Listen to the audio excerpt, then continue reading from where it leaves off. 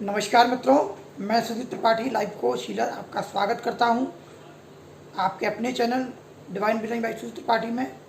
सबसे पहले आप चैनल को सब्सक्राइब करें और बेल आइकन को जरूर दबाएं। आज बात करेंगे एक ऐसे विषय के बारे में जो बहुत ही महत्वपूर्ण विषय है। उसका नाम है फियर फोबिया। तो आज समझेंगे कि फियर क्या है, फोबिया क्या है और इसका समाधान क्या है। फियर के बारे में आपको बताना चाहूँगा कि फियर या डर एक ऐसी भावना है जो आपको कोई खतरे से बचाने के लिए कुदरत द्वारा दी गई है। अगर आपको कोई खतरा है तो आपके मन में फियर का भाव आएगा, तो उससे आप बच जाएंगे। जैसे कि आप कहीं जंगल में गए और आपको कोई शेर मिल गया, तो उस जगह आप क्या करें, आपके अंदर कुछ ऐसे हार्मोन्स क्रिएट होंगे या आपको डर लगेगा, तो उस समय क्या करेंगे, आप वहाँ से भाग जाएंगे या हट जाएंगे उस जगह। तो फियर आपको बचाने का काम करता है, लेकिन जब यह फियर ज़रूरत से ज़्यादा बढ़ जाता है तो वो फोबिया में कन्वर्ट हो जाता है। फोबिया डर का एक बढ़ा हुआ रूप है, यानी कि आपको किसी चीज़ को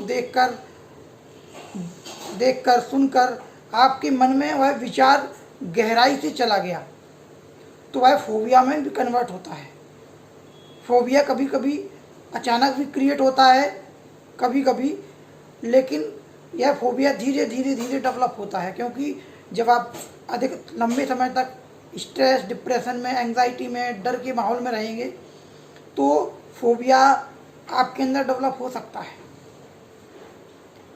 फोबिया को इस प्रकार समझते हैं कि जैसे एक कोई व्यक्ति है, वह पानी से बहुत डरता है। यानी एक नॉर्मल व्यक्ति होगा तो वह पानी के पास जाएगा, लेकिन उसको थोड़ा डर लगेगा क्योंकि पानी में वह डूब ना जाए, नदी के पास, स्विमिंग पूल में या कहीं भी। लेकिन एक जो फोबिया वाला व्यक्ति होगा वो स्विमिंग पूल के पास या पानी के पास जाएगा ही नहीं। वह जाने से पहले ही बहुत भयभीत हो जाएगा, वह पसीना पसीना हो जाएगा। तो यह फोबिया होता है कि कुछ लोगों को प्राणियों का डर लगता है, छिपकली का, कॉकरोच का, अलग अलग प्रकार के फोबिया होते हैं। कुछ लोगों को बीमारी का डर रहता है, किसी किसी को असफलता का, किसी किसी को लोगों से बात करने का, किसी किसी को मंच पे बोलने का बहुत भारी फोबिया होता है। तो फोबिया क्या है कि आपके माइंड में कुछ ऐसे विचार चले गए हैं, सबकॉन्शियस माइंड में, जो गहराई से चले गए हैं और आपकी वो कंडीशनिंग हो गई है। कंडीशनिंग से क्या होता है कि आप चाहें तो भी उस विचार को नहीं निकाल पाते हैं, आपके ऑटोमेटिक वो ब्रेन में चला गया है, और जब भी उस विचार, उस घटना, उस परिस्थिति का नाम आता है तो वह एक्टिवेट हो जाता है। जैसे आपको समझ लीजिए, आपको इंटरव्यू का डर है, वैसे आप नॉर्मल रहेंगे, लेकिन जैसे ही इंटरव्यू का कोई नाम लेगा, इंटरव्यू देने जाना है, ये है, तो आप भयभीत हो जाएंगे, आप परेशान हो जाएंगे, आपका दिमाग काम नहीं करेगा और आपकी हो सकता है हाथों पैरों में भी कंपन आए, पसीना आए। तो फोबिया में यह होता है कि वह जिस भी टाइप का फोबिया है, तो उस वस्तु, परिस्थिति, स्थान का नाम लेते ही वह व्यक्ति परेशान हो जाता है और भयभीत होने लगता है, उसका एंग्जाइटी लेवल बढ़ जाता है। तो फोबिया का समाधान रेकी के द्वारा आसानी से किया जा सकता है।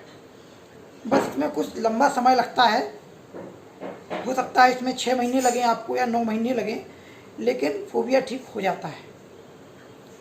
कभी कभी कुछ हफ्तों में भी ठीक हो सकता है, लेकिन ये आप मान के चलिए कि आपको 9 महीने तो कम से कम देने ही हैं। 9 महीने आप अगर अपनी हीलिंग करते हैं या किसी से करवाते हैं हीलिंग, तो आपका फोबिया निकल जाता है। फोबिया के लिए मैं आपको रेकी में कुछ चक्र बताता हूँ कि कौन कौन से चक्र इसके लिए उत्तरदायी होते हैं। तो इसमें फोबिया के लिए सबसे पहला चक्र रहता है, वह आपका मूलाधार चक्र रहता है।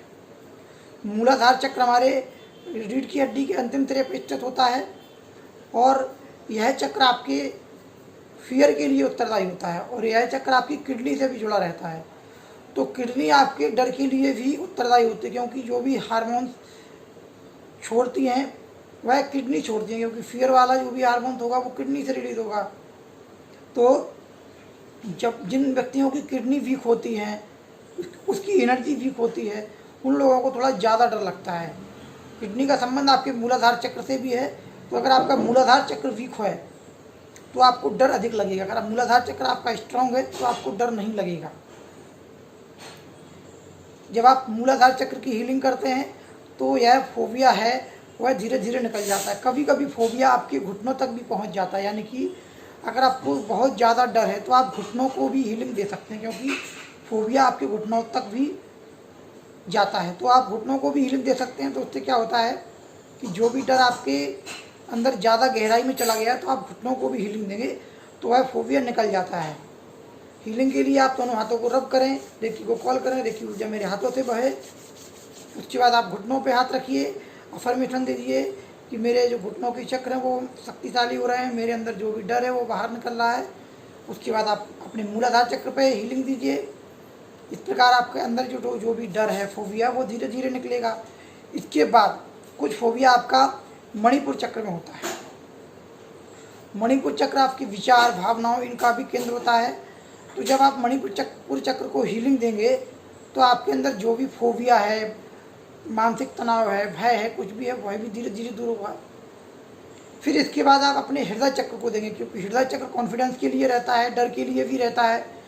तो अगर आपके अंदर कॉन्फिडेंस की कमी है तो आपको हृदय चक्र पे हीलिंग देनी चाहिए।